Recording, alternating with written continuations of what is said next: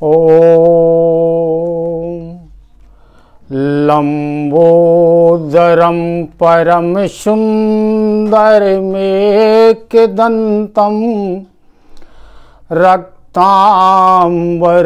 त्रिनयनं परमं पवित्रम् उद्दद्दिवाकर करोज्ज्वलकायकान्तं विघ्नेश्वरं सकलविघ्नहरं नमामि।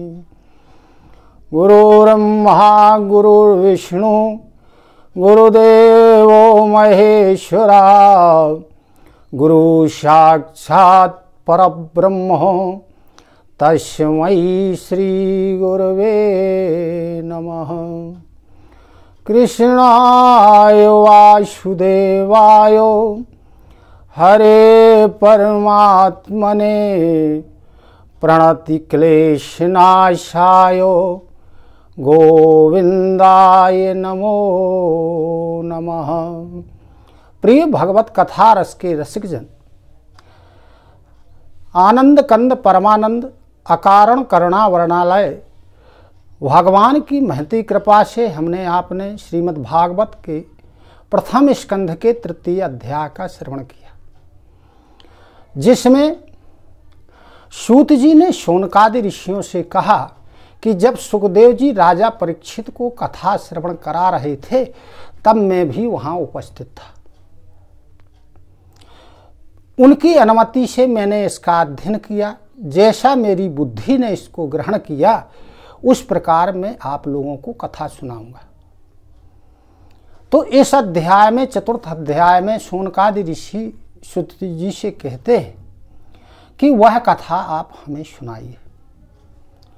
शौनक जी कहते हैं, सूत सूत महाभागो बदनो बदतांबरो कथां भागवती पुण्यां यदा हे भगवाच्छुका।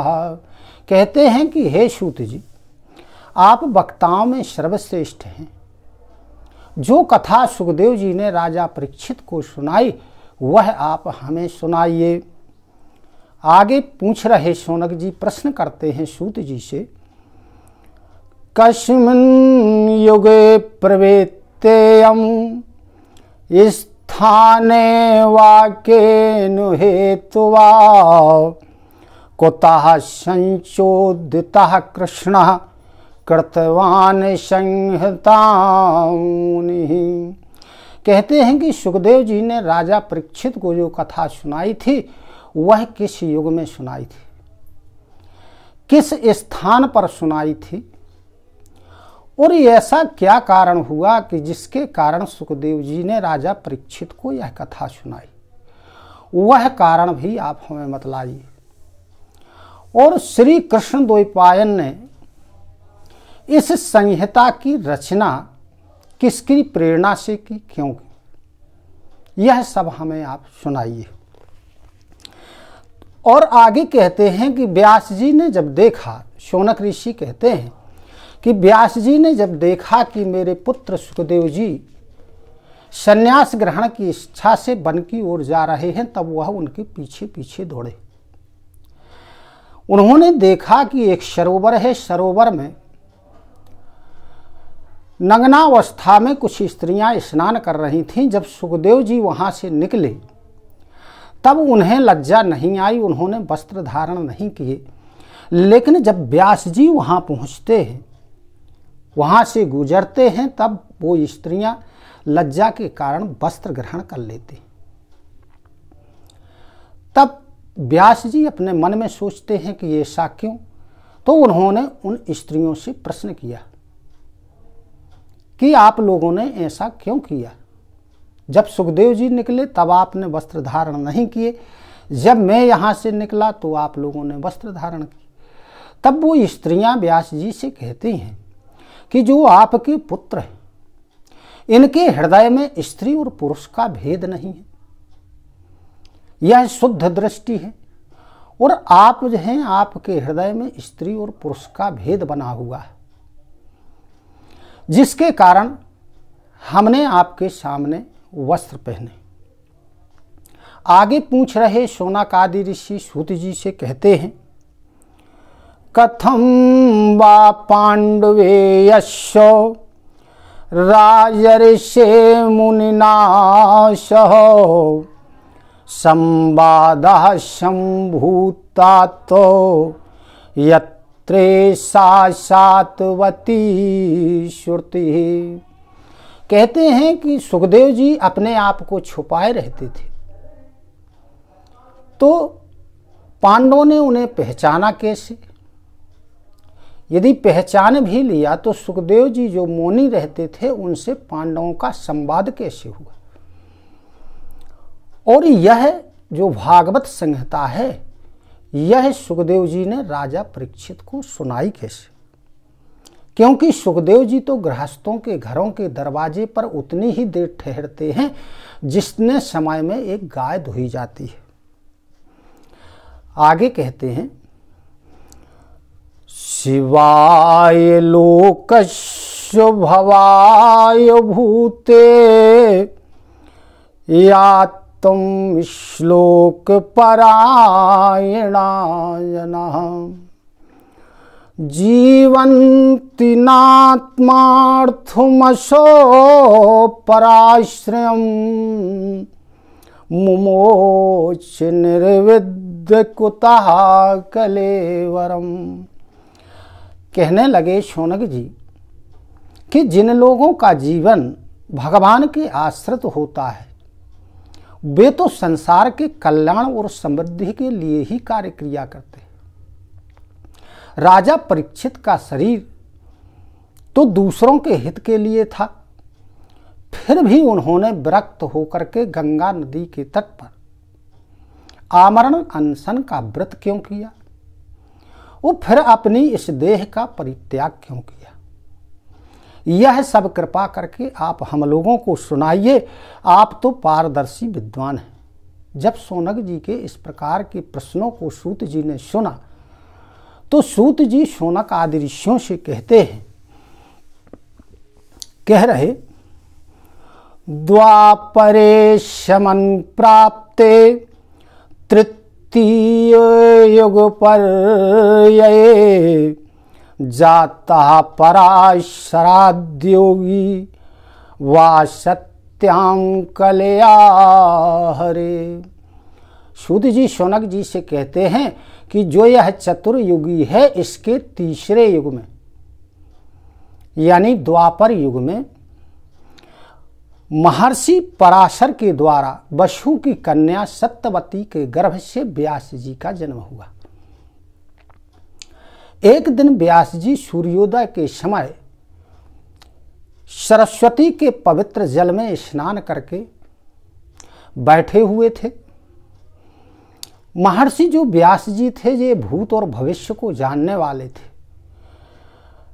बैठे बैठे उन्होंने सोचा कि समय के फेर से लोगों की बुद्धि, लोगों की शक्ति और लोगों की आयु ये कम हो रही है, भाग्यहीन हो रहे हैं। अतः लोगों का कल्याण कैसे हो इसका क्या उपाय किया जाए। तो इस प्रकार व्यास जी विचार कर रहे थे। तब उन्होंने क्या किया, ऋग् यजुः सामाथर्वाक या वेदश्चत्वारे उद्धृताः इतिहास पुराणं च पंचमो वेद उच्यते। ऐसा विचार करके मन में और व्यास जी ने यज्ञों का विस्तार करने के लिए जो एक वेद था उसके 4 विभाग कर दिए। 4 विभागों में उन्होंने एक ऋग्वेद, सामवेद, यजुर्वेद और अथर्ववेद, इन 4 भागों में वेद का पृथक्करण कर दिया। उसके 4 भाग बना दिए, 4 वेद बना दिए। और जो इतिहास और पुराण थे उनको 5वां वेद कहा जाता है। इनमें जो ऋग्वेद था इसके स्नातक यानी विद्वान हुए महर्षि पैल, जो सामवेद था उसके स्नातक या विद्वान हुए जैमिनी, और जो यजुर्वेद था इसके विद्वान हुए वैशंपायन, और अथर्ववेद के विद्वान हुए सुमंत मुनि। इस प्रकार इन वेदों के स्नातक हुए, पारंगत विद्वान हुए। और जो पांचवा वेद इतिहास और पुराणों का था, इसके विद्वान यानी स्नातक हुए सूत जी के पिता रोमहर्षण जी। इस प्रकार शिष्य प्रशिष्य और उनके शिष्यों के द्वारा वेदों की अनेक शाखाएं कर दी गई। इनको अनेक भागों में विभक्त कर दिया गया, ताकि जो कम समझ वाले पुरुष, उन पर कृपा करके ही व्यास जी ने ऐसा किया था। जिनकी कम समझ है उन लोगों को भी वेद का ज्ञान हो सके, वो भी वेदों के अनुसार कार्य कर सकें। आगे सूत जी सुनाते हैं, शौनकादि ऋषियों को कहते हैं, स्त्री शूद्र ध्वज बंधूनाम त्रिनाश्रुति गोचरा कर्म श्रेयस्मूढ़ानाम श्रेयं भवेदो। स्त्री शूद्र और जो पतित द्वजाति, यह तीनों ही वेद श्रवण के अधिकारी नहीं थे। अतः उनका कैसे कल्याण हो, ऐसा सोच करके वेद व्यास जी ने महाभारत की रचना की। क्योंकि जो वेद व्यास जी थे वो हमेशा सदा सर्वदा लोगों के कल्याण का ही विचार किया करते थे। अतः उन्होंने महाभारत की रचना की, जिसमें अपने अपने वर्णाश्रम धर्म का अनुसरण करते हुए, उसका ज्ञान प्राप्त करते हुए लोग अपने अपने धर्म और अपने अपने वर्ण के अनुसार कर्म कर सकें। लेकिन महाभारत की रचना के बाद भी वेद व्यास जी के हृदय में संतुष्टि नहीं हुई, संतोष नहीं हुआ।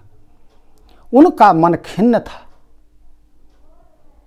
कि अभी मैं अपूर्ण हूं।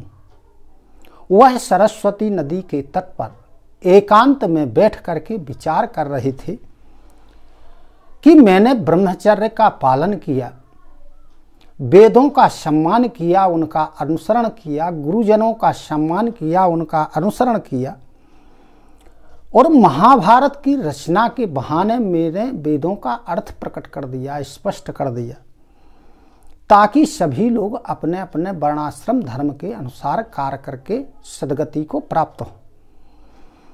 किंतु मेरा हृदय कुछ अपूर्ण सा जान पड़ता है, ऐसी क्या बात है। उसी समय क्या होता है,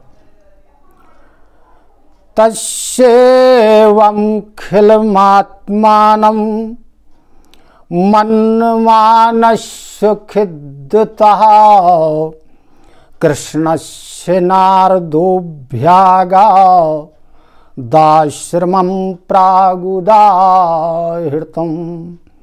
व्यास जी इस प्रकार असंतुष्ट होने के कारण खिन्न मन से बैठे हुए थे। उसी समय उनके आश्रम पर नारद जी पधारे थे। नारद जी जब पधारे, उनका पदार्पण हुआ, तो व्यास जी ने खड़े होकर के नारद जी का सम्मान किया, उत्तम आसन बैठने के लिए प्रदान किया। इसके बाद श्री वेद व्यास जी ने नारद जी का विधि विधान के अनुसार पूजन किया। अब इसके आगे की कथा हम और आप 5वें अध्याय में श्रवण करेंगे। ओम इति श्रीमद्भागवते महापुराणे पारमहंसायां संहितायां प्रथम स्कंधे नैमिषीयोपाख्याने चतुर्थोऽध्यायः। वृंदावन बिहारी लाल की जय। ओम नमो भगवते वासुदेवाय। ओम नमो नारायणाय। हरि ओम तत्सत, हरि ओम तत्सत, हरि ओम तत्सत।